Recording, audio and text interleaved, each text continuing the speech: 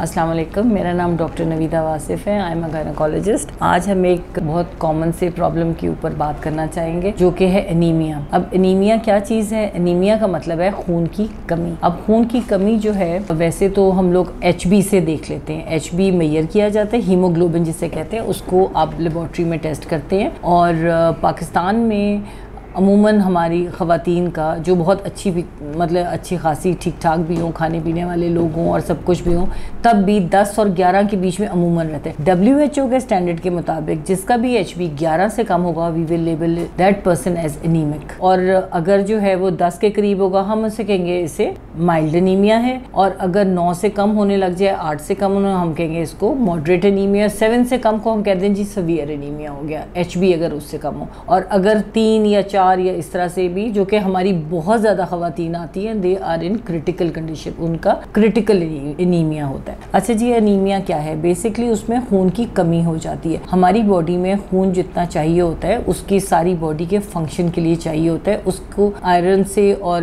खून से वो ऑक्सीजन कैरी करती है जो कि जिस्म के हर हिस्से को जाती है। अब जब एक खातून प्रेग्नेंट होती है उसने एक अंदर बच्चे को भी ऑक्सीजन बॉडी ने पहुंचानी होती है और बच्चा जो है वो उस ऑक्सीजन को भी पाता है और उस खून के जरिए माँ का सारा उसके अंदर विटामिन्स और चीजें वो खून के जरिए उसको पहुंचती हैं। अभी अल्लाह ताला का निजाम है कि उस बच्चे की जो परवरिश है अंदर पेट में जो हो रही है उसको पूरा खून मिलेगा, उसको पूरी कैल्शियम मिलेगी, उसको सारा कुछ पूरा मिलेगा। माँ की कमी होती जाएगी। अगर माँ अपने आप को पूरा नहीं करेगी तो माँ की कमी होती जाएगी। हाँ, माँ का लेवल इस कदर गिर जाए कि बहुत ही ज्यादा गिर जाए तो यस, फिर उसका असर बच्चे पे होना शुरू हो जाएगा। अब हमारी कोशिश यही होती है कि हम पेशेंट को उसका HB जो है वो 11 और इसके बीच में रखें ताकि उसको प्रेगनेंसी में प्रॉब्लम ना हो। अब होता क्यों है एनीमिया? अब हमारे पास एक यंग बच्ची आती है, 20 साल की है, 22 साल की है अमूमन, तो वो कहती है जी मेरी शादी को 3 साल हो गए और 3 बच्चे मेरे हो चुके हैं। अब रिपीटेड प्रेगनेंसीज हैं। हाँ, अगर कोई बात नहीं, अगर 30 साल की आती है वो कहती है जी मेरी शादी को 6 साल हुए, मेरे 4 बच्चे हो चुके हैं। बार बार प्रेगनेंसीज, बहुत अर्ली प्रेगनेंसीज, उसके अंदर इंटरवल ही नहीं मिला कि एक की खून की कमी जो हुई थी वो पूरी हुई। रिपीटेड प्रेगनेंसी और बहुत जल्दी प्रेगनेंसी, उसमें ही होता है कि वो पहला ही खून पूरा नहीं हुआ होता कि वो अगला काम शुरू हो जाता है। इस तरह से हो जाता है। या ये है कि कई दफा पेशेंट्स को एक खुराक ही पूरी नहीं मिल रही जिसकी वजह से उनका खून पूरा हो। फिर ये होता है कि उनको कोई एब्जॉर्प्शन के प्रॉब्लम्स होते हैं, कई दफा पेट के कोई मसले मसाइल होते हैं, पेट में कीड़े होते हैं, कोई और बीमारी होती है, इन्फेक्शन हो जाती हैं जिसकी वजह से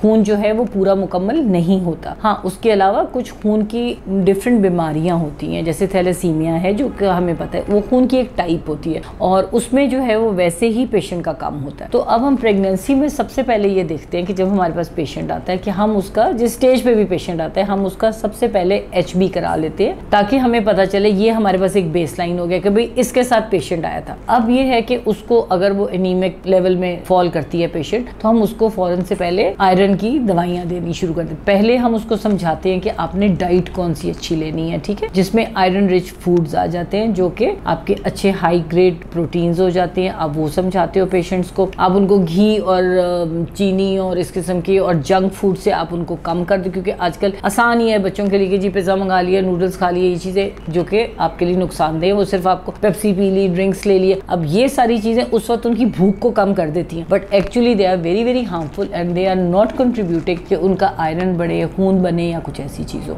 अब हमने बेसलाइन HB ले लिया, उसके बाद हम उनकी सही हेल्दी डाइट की तरफ उनको समझाते हैं और उसके बाद उनको उनकी स्टेज के मुताबिक, जिस स्टेज पे पेशेंट्स होते हैं उसके मुताबिक उनको सप्लीमेंट्स देने शुरू करते हैं। अगर वो अर्ली स्टेज पे हैं तो यस, हम उनको एक माइल्ड सा कोई भी आयरन के सप्लीमेंट्स शुरू करते हैं और उसका रिस्पॉन्स देखते हैं, पेशेंट को वो सूट करती है, उसको कोई पेट में दर्द नहीं हो जाता, कोई और उसका पेट नहीं खराब हो जाता, कोई उसको और पता चले कि जी उस आयरन के साथ उसका रहा सा HB भी जा रहा है क्योंकि वो एब्जॉर्ब नहीं कर सकती है उसको। वो हमने देखना होता है पेशेंट को, जब वो सूट कर जाए वो ठीक है, हम उसे कुछ दिनों का ट्रायल देते हैं, ठीक हो जाती है तो देन हम उसको ग्रेजुअली इंक्रीज कर सकते हैं। अगर पेशेंट आगे वाली स्टेज पे आता है कि भी टाइम कम और मुकाबला सख्त वाली बात आ जाती है कि भी 9 महीने भी पूरे होने वाले हैं, HB आपका बहुत ज्यादा कम है, तो फिर हमें कई दफा पैरेंटरल आयरन जिसे हम कहते हैं आयरन के इंजेक्शंस टीके ड्रिप्स में डाल के वो देने पड़ते हैं। हाँ, एंड में ये स्टेज आती है कि इतना कम टाइम रह जाता है कि खून भी पूरा नहीं हुआ, चीजें भी नहीं हुई, तो फिर ब्लड ट्रांसफ्यूजन रह रह जाती है।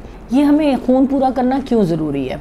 ठीक है ना भाई, बाकी भी तो सारी दुनिया है ना, ये जो हमारे बेचारे बहुत ज़्यादा गरीब तबके नहीं अफोर्ड कर सकते खून पूरा करना, तो ठीक है जनाब। अब उसमें ये होता है क्योंकि इसके असर जो है खून की कमी का माँ के ऊपर भी बहुत ज़्यादा पड़ता है और बच्चे पे भी पड़ता है। माँ की बहुत ज़्यादा कॉम्प्लिकेशंस बढ़ जाती हैं। एक तो ये कि उसकी जब खून की कमी होती है तो उसको बाकी बीमारियाँ जल्दी लगने का खतरा होता है, उसको प्री टर्म डिलीवरीज हो जाती हैं, उसकी कई दफ़ा उसका BP शूट कर जाता है, और कई दफ़ा जब डिलीवरी होती है उसमें वो ज़्यादा ब्लीड कर जाती है, जो रहा सा खून होता है वो चला जाता है, उसमें उसकी और कॉम्प्लिकेशंस हो जाती है, उसमें उसका कार्डियक फेलियर भी हो सकता है। और बच्चा जो है वो अगर उसको खून अब इतना ज़्यादा जब हो जाता है तो बच्चे पे क्या है, बच्चा अगेन वही वाली बात है, लो बर्थ वेट निकलेगा, आपका बच्चा ही 2 किलो से कम का निकलेगा, मासूम सा बेचारा बिल्कुल ही छोटा सा हो गया। फिर अब वो जो इतना छोटा बच्चा है उसके आगे ज़िंदगी में इन्फेक्शंस चलती रहेंगी, ज़ाहिर बात है पहले ही कमज़ोर निकले, उसको आपने बेसलाइन इतनी बेचारे को बच्चे को कमज़ोर दे दी। फिर उसके बाद यही है कि बच्चे में अंदर भी इंटरनल भी जो है कई दफ़ा इन चीज़ों की वजह से यूट्रस के अंदर भी ब्लीड हो सकता है, इसकी वजह से बच्चे के अंदर डेथ भी हो सकती है। अब इतनी तकलीफ सब कुछ काट के और सब कुछ करके अगर एक मामूली सी चीज़ जो कि आप करेक्ट कर सकते थे, और वो बाकी तो अल्लाह के हवाले है सब चीज़ें, लेकिन आप जो चीज़ें कम अज़ कम फैक्टर्स आप ठीक कर सकते हो उसको तो आपको करना चाहिए, ठीक है ना। तो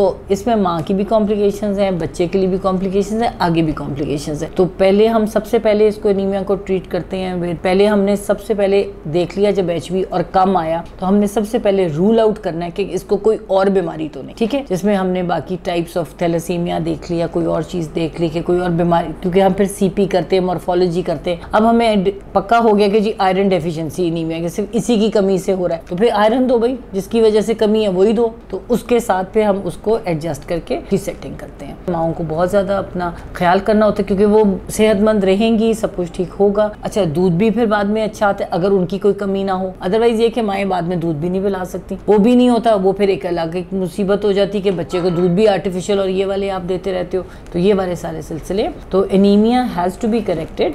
इसको हम जितनी जल्दी और जितना अच्छा ट्रीट कर लें तो आपकी बाकी सारी कॉम्प्लिकेशंस, अब 10 कॉम्प्लिकेशंस में से बच जाते हो और एक हेल्दी लाइफ और एक हेल्दी माँ और एक हेल्दी बच्चा आपको मिल जाता है। Thank you.